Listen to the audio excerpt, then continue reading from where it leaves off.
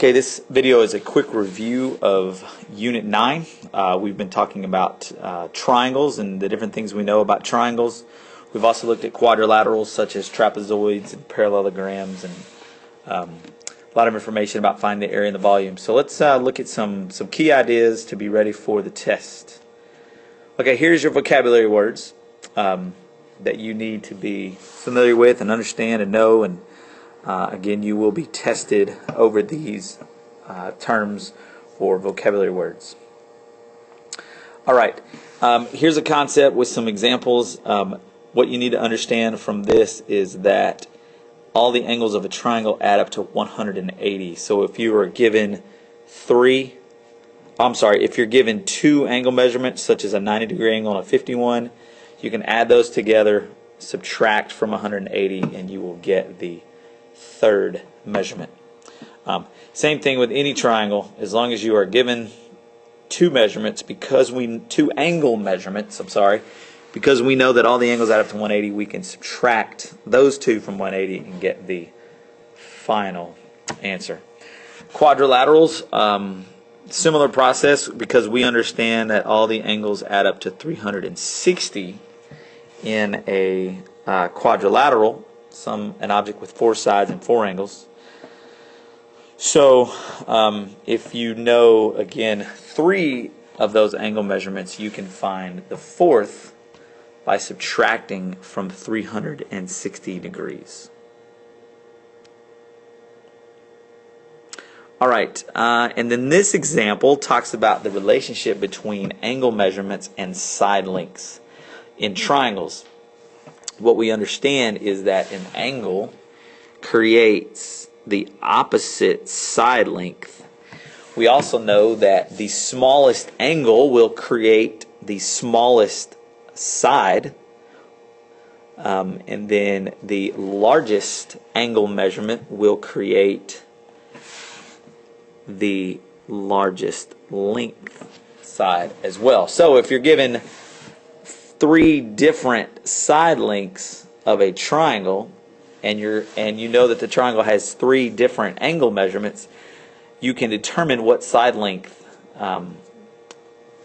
goes with which angle measurement. So we understand, again, in this example, that the shortest side length is opposite of the smallest angle, and the longest, actually I should have done this in purple to go with the diagram here, and then the longest side length is opposite of the largest angle. All right, the triangle inequality property shows that the sum of the lengths of any two sides of a triangle must be greater than the length of its third side. So you can see here 4 and 5 equals 9, and that's greater than 7. But in this example, 4 and 2 equals 6, and that's less than 7, so it would not be a triangle.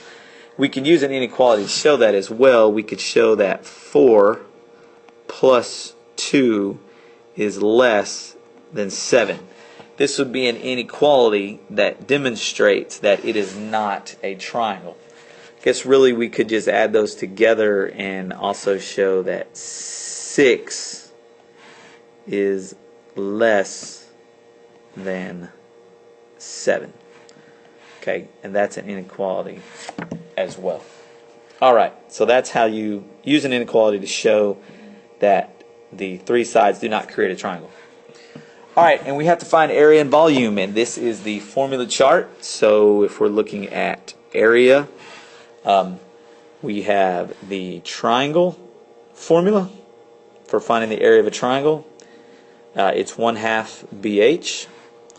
And then rectangles and parallelograms use A equals BH. So a parallelogram looks something like this. It's not a perfect drawing, but that is a parallelogram.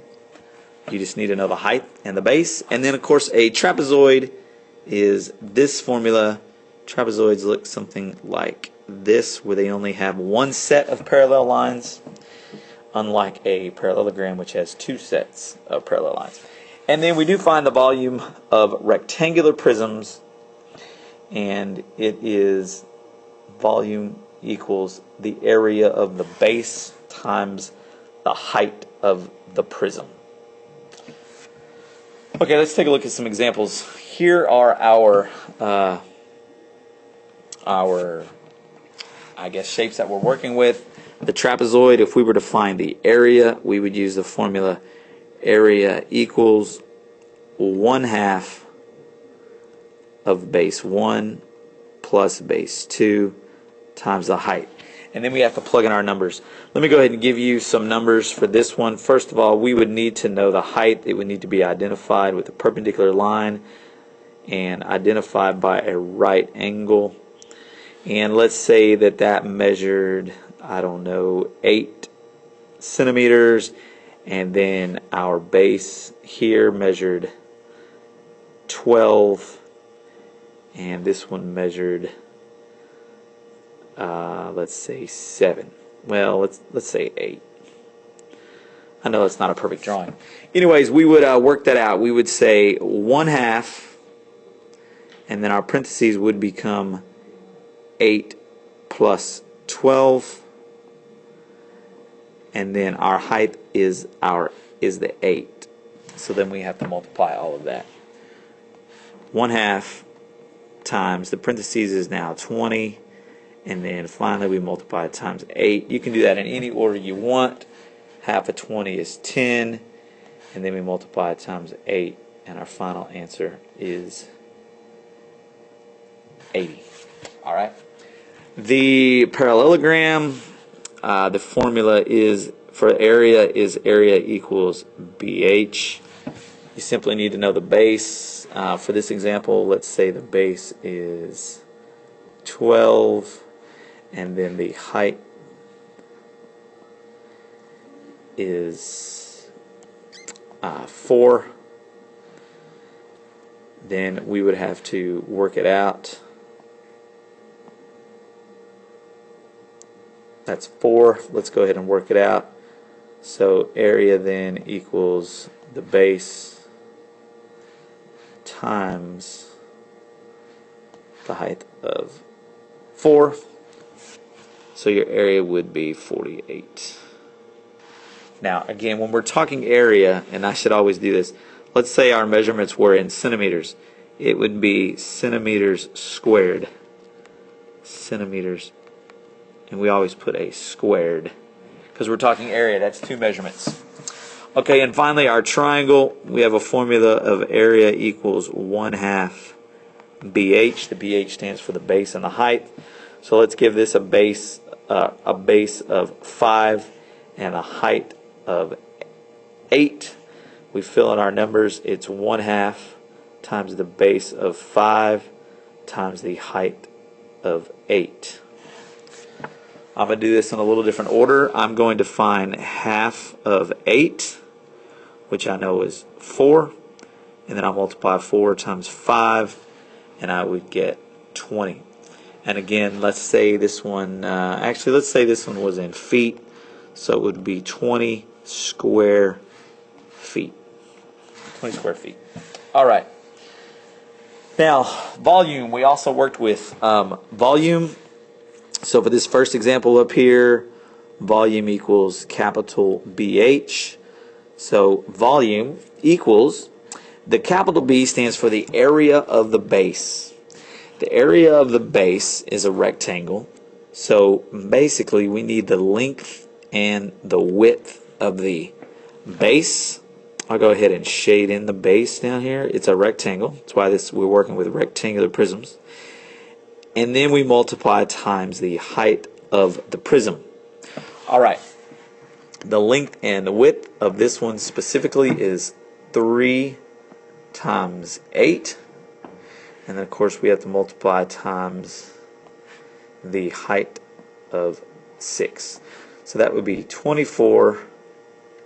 And they would multiply times, or the area of the base would be 24 square centimeters, but we would multiply times the 6, which is the height, and 24 times 6 is 144, and it was in centimeters, so this would be centimeters cubed because we're talking about volume. Cubic centimeters. All right, and in this example, we're actually given the volume. So I'm going to set this one up for you. We're given the volume and we're asked to find a missing measurement. But again, we use the same formula, volume equals capital BH. But in this one, they tell us the volume is 64. So when I write my formula, I'm going to write 64, this is the equation, equals. And then the area of the base, let's see, it gives us, the prism is 2 inches tall and it's 4 inches wide. So we have to figure out how wide is a prism. I think they mean, yeah, that's a misprint. They want to know the length and the width. So let's say basically we're multiplying 4 times something, so I'm going to call it a variable x, to get the area of the base, and then we would multiply times how tall it is, or the height, and that would be times 2. Well, if you'll work that out, on the right side of this equation we have 4 times 2, which we know is 8, but we still have to multiply by that third measurement representing the length of the base, and when we multiply that number, we want to get 64. Well, then it becomes a division problem. You're trying to figure out how many times 8, or what you multiply times 8 to get 64, and that is going to be equal to 8, because 8 times 8 equals 64. So the missing measurement, the width of the prism, or the length of the base that they didn't give us, is going to be 8. You need to know how to work a problem where they actually give you the volume. Okay, and last thing is to be able to find the area of this composite figure. Well, what we do is we break it down into the shapes that we know, and that would be a triangle, and then we can break this down into 2 trapezoids. All right, and again, we know the formula for the triangle. Area is equal to 1/2 BH. We also know the area for one of these trapezoids. Area equals 1/2 times base 1 plus base 2 times the height. And then, of course, we have 2 of those. And if you find each individual area, you can add them up and get the total area. Okay, that is a quick review for Unit 9, and this should help you on the test.